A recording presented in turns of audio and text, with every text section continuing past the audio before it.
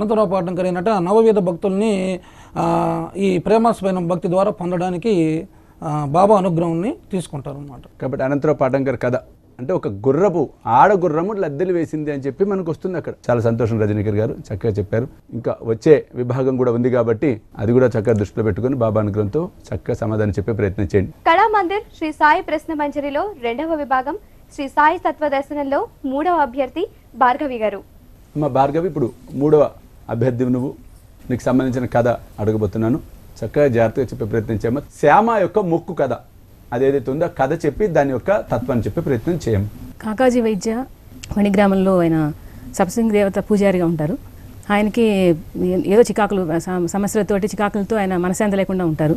అయితే ఒకసారి అమ్మవారి కల్లో కనిపించి బాబా దగ్గరికి వెళ్ళంటుంది. ఆయనేమో త్రయంబకేశ్వరం వెళ్తారు, ఆయన కూడా మనశాంతి ఉండదు. తర్వాత మళ్ళీ కల్లో కనిపించి బాబా దగ్గరికి అంటే ఎవరా బాబా అని ఆయన చాలా ఇది పడుతుంటారు. ఈ లోపల శ్యామకి వాళ్ళ తల్లి మొక్కు ఉంటుంది. 30 సంవత్సరాల క్రితము 2 మొక్కులు ఉంటాయి. అవి తీర్చడానికి ఆయన బాబా పంపిస్తారు శ్యామని.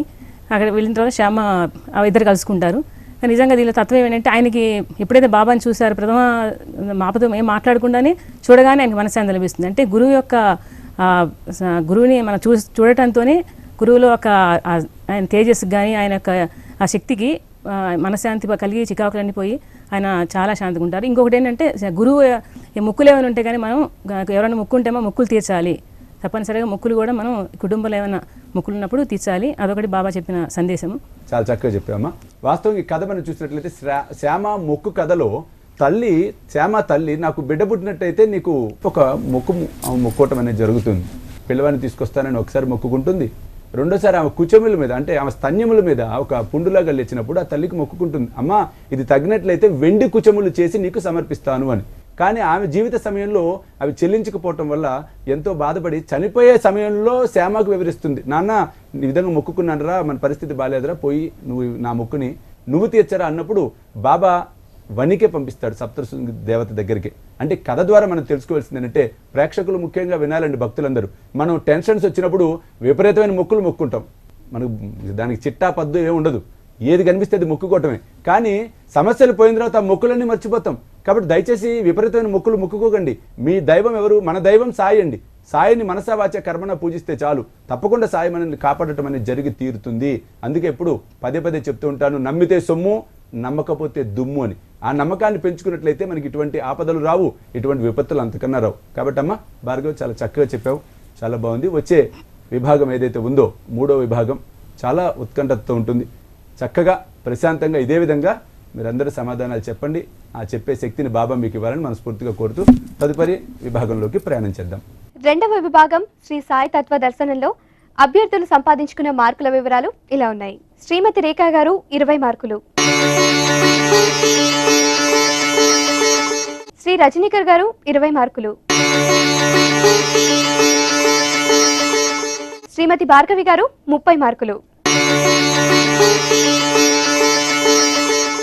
కళామందిర్ శ్రీ సాయి ప్రశ్న మంజరిలో ఇప్పుడు ఒక చిన్న విరామం.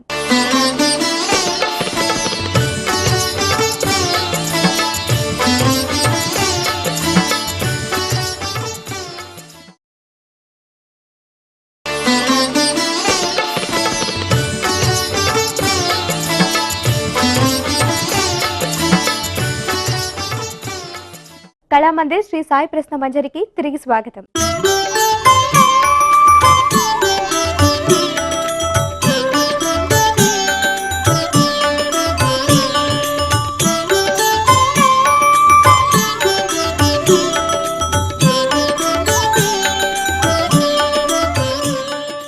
కళామందిర్ శ్రీ సాయి ప్రశ్న మంజరిలో 3వ విభాగం శ్రీ సాయి కథామృతం.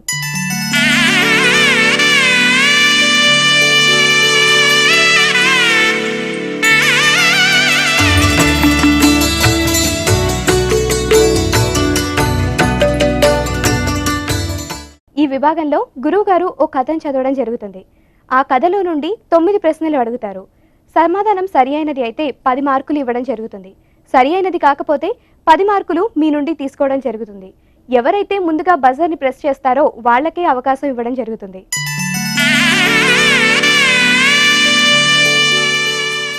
మూడో విభాగం తను చెప్పినట్లుగా కథను నేను నెమ్మదిగానే చదువుతానండి. మీరు మీతో పాటు టీవీలో చూసే ప్రేక్షకులు కూడా చక్కగా మీరు కూడా శ్రవణం చేసే ప్రయత్నం చేయండి. మొదటి నుంచి చెప్తూ వస్తున్నాం, మా ముఖ్య ఉద్దేశము సాయి తత్వాన్ని భక్తులకు వివిధ రూపాల్లో అందించే ప్రయత్నమే. కాబట్టి అందులో భాగంగానే ఈ చక్కటి విభాగము. కథ శ్రద్ధగా వినే ప్రయత్నం చేయండి. ఇంటి వద్ద నిత్యము నేను పూజించు గృహదేవతల మధ్య సాయిబాబాను ఒకరిగా ఉంచితిని. సాయిబాబా భగవంతుడు. ఆయన సామాన్య సత్పురుషుడు కాడు. మా మామగారగు శ్రీమాన్ బూటి భార్య నా తల్లి గొప్ప సాయి భక్తులు. వారు సాయిబాబాను భగవంతుని వలె పూజించువారు. నేను క్రొత్తగా షిరిడీకి పోయినప్పుడు ఒకనాడు హారతి సమయంలో సాయిబాబా మిక్కిలి కోపోద్దితుడై ఉండెను. ఆ కారణంగా వారు కోపించుచు శపించుచు భయపెట్టుచుండిరి. ఆయన పిచ్చివాడా ఏమి అని సంశయము నా మనసులో మెదిలెను. మామూలుగానే హారతి పూర్తయ్యను. ఆనాటి సాయంకాలము నేను బాబా పాదాలను ఒత్తుచుంటుని. అప్పుడు బాబా ప్రేమగా నా తల నిమురుచు నేను పిచ్చివాడను కాను అనెను. ఎంత ఆశ్చర్యము!